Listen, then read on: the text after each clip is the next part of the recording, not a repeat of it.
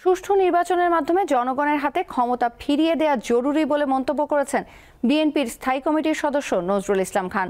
তিনি বলেন, সংস্কার করতে 1 বছরের বেশি সময় লাগার কথা নয়। বুধবার রাজধানীর গুলশানে বিএনপি চেয়ারপারসনের কার্যালয়ে খেলাফত মজলিসের সঙ্গে মতবিনিময় সভা শেষে তিনি এসব কথা বলেন। নজরুল ইসলাম খান জানান, গণতন্ত্র পুনঃপ্রতিষ্ঠার কাজ এখনো অবশিষ্ট আছে। দেশের বিদ্যমান পরিস্থিতি নিয়ে খেলাফত মজলিসের সঙ্গে আলোচনা হয়েছে। তাদের সাথে বিএনপির কোনো দ্বিমত নেই। রাজনীতিতে যার সঙ্গে যার মতের মিল হবে, দেশের স্বার্থে তারা একসঙ্গে কাজ করবে বলেও জানান নজরুল ইসলাম খান।